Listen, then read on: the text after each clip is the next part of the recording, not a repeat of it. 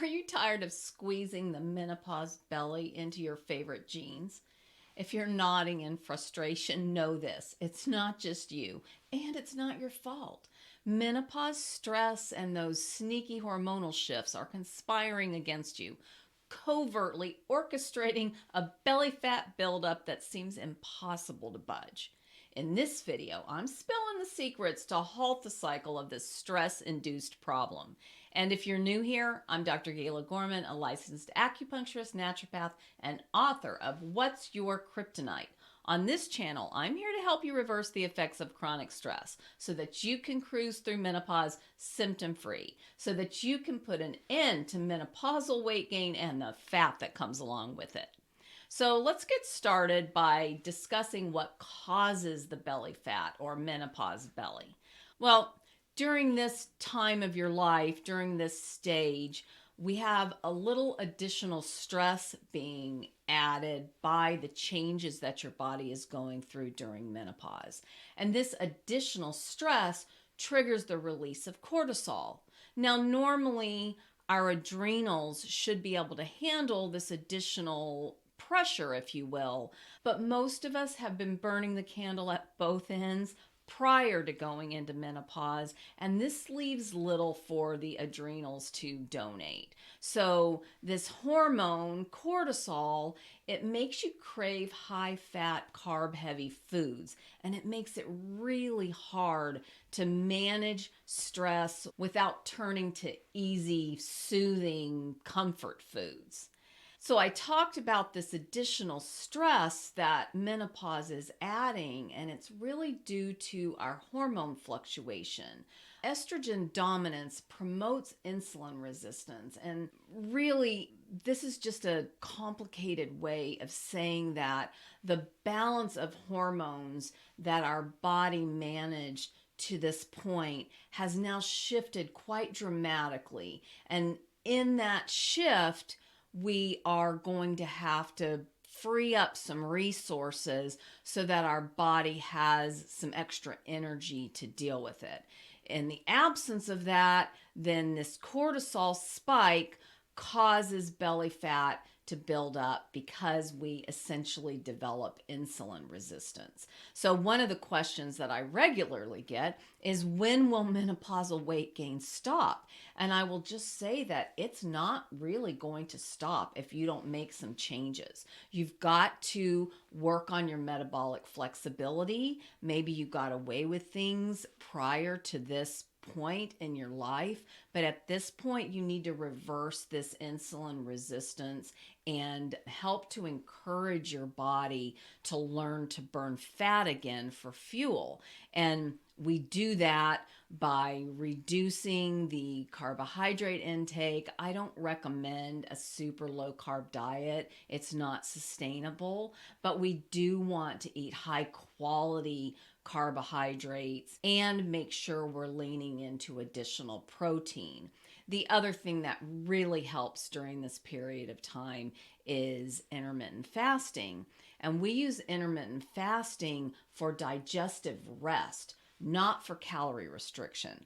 Calorie restriction may seem like the answer, but it's a race to the bottom. It causes additional stress on your body, and then your body just learns to run on fumes. Your internal temperature gauge just essentially adjusts to whatever amount of fuel you're giving it. And so when it works in the beginning, it's because your body's in that adjustment phase. But this is the reason why you plateau and then can't get things going again, or may even go in the opposite direction of what you're trying to accomplish. So just know that giving your body enough nutrient-dense, high-quality food, primarily making sure that you're getting enough protein and that you're not using processed carbs, is what it's going to take to start reversing this insulin resistance and getting your body to really recognize how to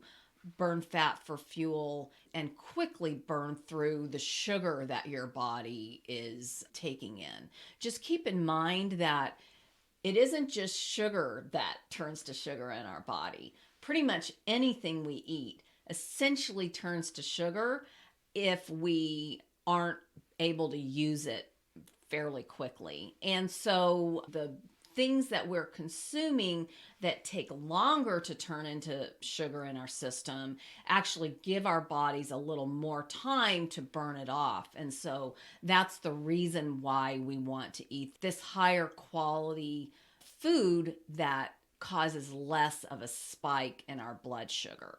So this is just an example of one of the countless ways that stress creates symptoms and other health issues, especially during menopause. I created a video that shows you how to eliminate menopause symptoms naturally, so I'll make sure to link to it below this video. But make sure you hit subscribe too, because I share a lot of tips when it comes to dealing with stress that's become toxic. Relieving the nasty symptoms stress creates makes navigating through menopause a breeze. So, what's the best way to prevent menopause weight gain and fat accumulation? Well, first things first, you need to change your strategy. What you used to do that would get the job done is no longer going to work in this phase of your life. So, you're going to need to completely let go of those old strategies. I know for myself, all the way up until about the time I turned 40, I would call it averaging down, because anytime I used the word diet, it just kind of sabotaged me, because I don't like restriction, and I'm sure you don't either. So I used to be able to just call it averaging down. I would just eat a little less, maybe eat a little better for a few days, and if I had put on a couple of pounds, it easily just came right back off. But you've probably found that in this stage of your life, that same strategy that you used back in your 20s and 30s no longer works. Am I right? So this is where we have to lean into the intermittent fasting, and in particular, early time restricted eating. Sometimes it's an acronym is used, ETR. And so early time restricted eating means that you're going to finish eating your last meal no later than 6 p.m. I really do better when I move that eating window up even to about 4 p.m. So this is going to improve your sleep, your digestion. You really will be pleasantly surprised by all of the positive effects of using early time restricted eating. I know it can be a little uncomfortable and be quite an adjustment, especially if you're one of those people who has become accustomed to eating dinner, but just give it a try. You've got to try it for a few weeks at least. Give it a try and report back to me what you find. There have been some amazing studies that have shown that even for people not restricting any types of food or calories, only practicing early time restricted eating has really positive impact for weight and fat. So the other thing too, I mentioned it previously, but you want to make sure you're consuming enough protein. And so I recommend that you're consuming 50 or so grams of protein every day. And there's an argument to be made for consuming more protein than that. I don't think we need that much protein.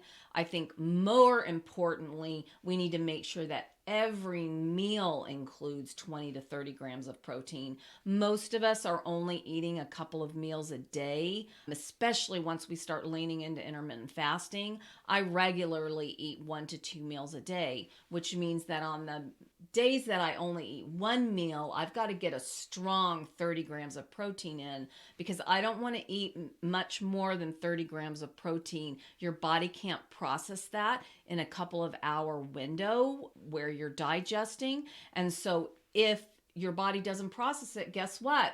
It turns to sugar just like everything else. So just know that eating a boatload of protein in one sitting is not going to help you.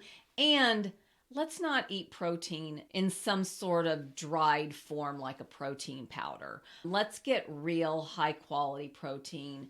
The easiest way to get between 20 and 30 grams of protein in a meal is to use high quality, meat, protein. And if you have pretty much adopted a plant-based diet, I encourage you to take your common meal, a meal that you commonly eat, and calculate how many grams of protein are in that meal. Sure, you can get a lot of protein from lentils, but the amount of lentils you would have to eat to get 25 grams of protein is going to be more than you're going to be comfortable with. And if you put all those legumes in your system, then you're going to have all sorts of additional digestive issues. So just bear that in mind. You can use a plant-based diet, but it's definitely going to be more challenging to get this protein requirement met. But as long as you can get your protein requirement met and stay within the rest of the parameters, then enjoy your plant-based diet. And then if your best efforts to live a healthy lifestyle, do all the things you've been led to think are supposed to work, aren't getting the job done, you may even be feeling like you take 2 steps forward and 3 back. In my next video, I'll show you how to manage the toxic stress that's sabotaging your efforts. You can eliminate menopause symptoms naturally without medication, crazy diets, intense exercise, or any other unsustainable lifestyle hack.